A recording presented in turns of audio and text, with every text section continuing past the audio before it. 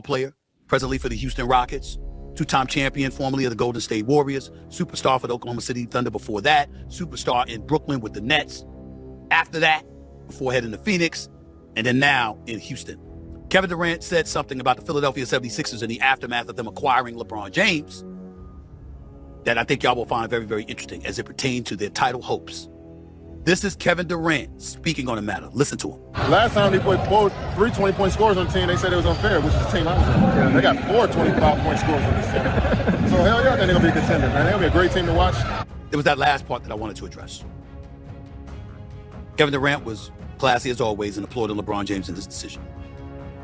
Kevin Durant is also right about them having contender status. Nobody's refuting that. They're going to be a contender. Don't you doubt it. Not for 1 second. Having said that, let me say this. Kevin Durant needs to stop that nonsense about comparing this Philadelphia 76ers team to the Golden State Warriors team. It doesn't compare. And I'm going to tell y'all why.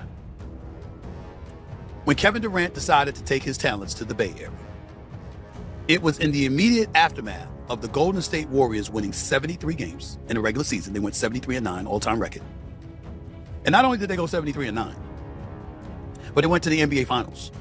And they went to the NBA Finals courtesy of being in the Western Conference Finals and overcoming a 3-1 deficit to the Oklahoma City Thunder led by him and Russell Westbrook, in which the Golden State Warriors came back and won that series, winning games 5, 6, and 7.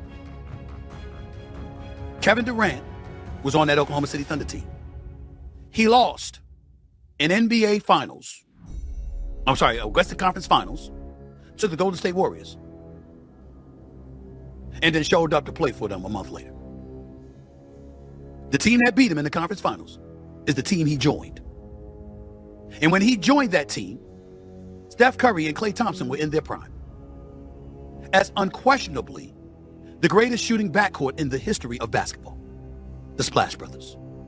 2 of the top 5 shooters in the history of the game, with Steph Curry being numero uno, the greatest shooter God has ever created. And a savant in Draymond Green, who was your utility dude, defensive player, all-world defensive player, and a playmaker from the point forward spot. That's what you were looking at.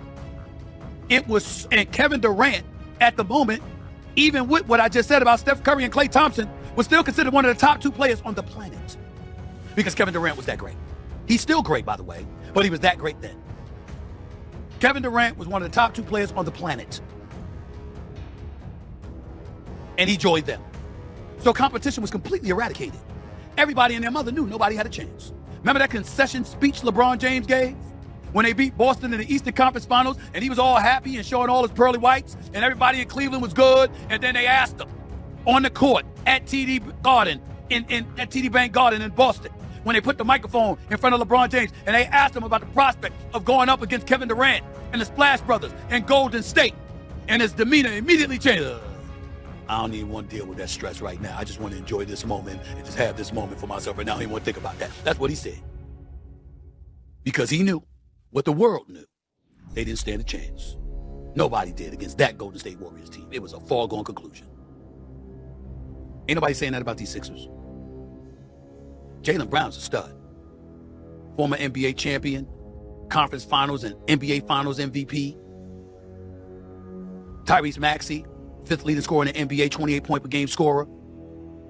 BJ Edgecombe, a young stud, 3rd and rookie of the year. Joel Embiid, when healthy, might be one of the greatest, unquestionably rather, one of the greatest big men to have ever lived if he was healthy.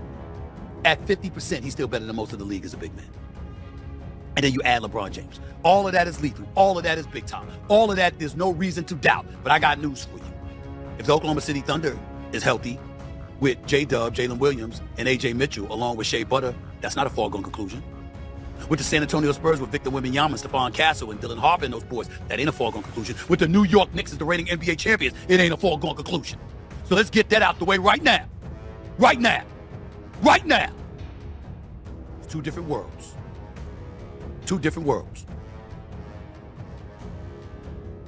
Kevin Durant didn't bring that up. He didn't bring that up at all. He didn't bring that up because he didn't want to bring that up.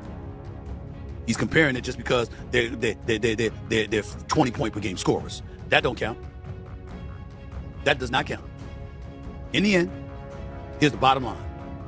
No matter what Kevin Durant says, the present Sixers situation doesn't compare to the lopsided circumstances his greatness joining the Splash Brothers' greatness created back in 2017. It was a foregone conclusion. And by the way, if Kevin Durant had never tore his Achilles, Kawhi Leonard doesn't win a second title in Toronto. They get swept. They wouldn't have won a game against Golden State if Kevin Durant was healthy. They wouldn't have won a game. They'd have took Toronto out in 4. If you want to say a gentleman's sweep, fine. I won't argue with that. But I'm telling you, I believe they would have gotten swept. That's how great Golden State was. It would have been over. So let me get that out the way. Just needed to say that. Last thing I wanted to point to before I go to break was Kyrie Irving. You know, the other day, I went on, I did a special edition of the Stephen A. Smith Show here to apologize to Kyrie Irving. I thought it was the right thing to do. I still think it's the right thing to do. I did that because he took a lot of heat over the whole vaccine mandate back in 2021 or so. And I was one of those people that was all over him about that. Thought it was selfish.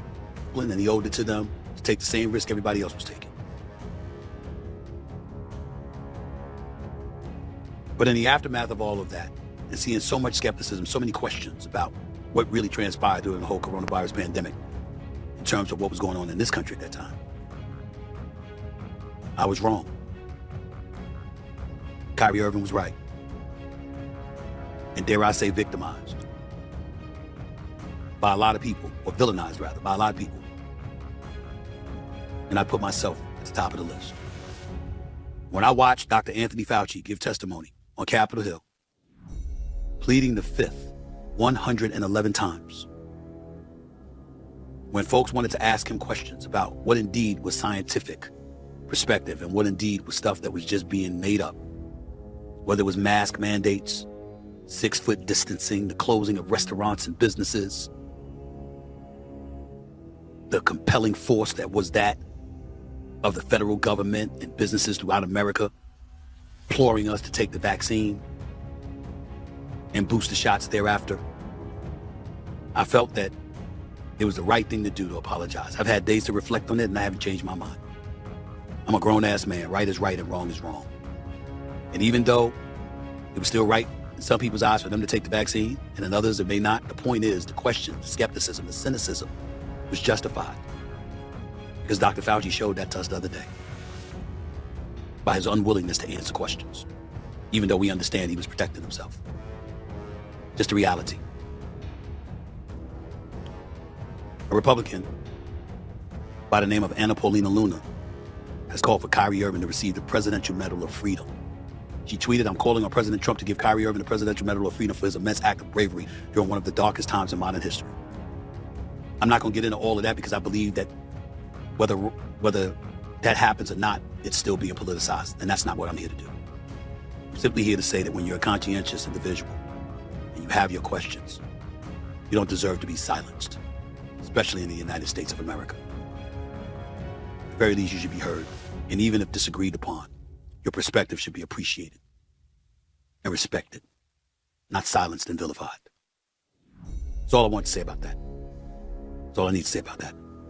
888-MAD-DOG-6 is always the number to call up. This 888-623-3646.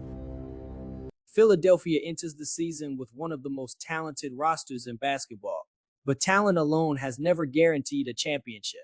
The true challenge will be turning individual greatness into collective success. LeBron's experience could become the team's biggest advantage during difficult moments. His ability to organize an offense, calm the game down, and elevate teammates has been proven throughout his career. At the same time, the rest of the league is far from standing still. Several contenders possess enough firepower to challenge Philadelphia, ensuring that every playoff matchup will require maximum effort.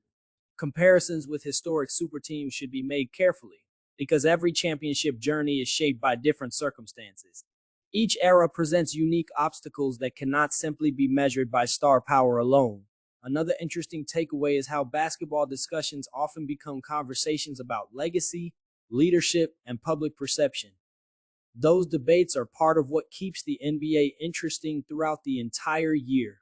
Ultimately, The Sixers have all the tools to become a championship contender, but only their performance throughout the season will determine whether they live up to the enormous expectations surrounding this new era.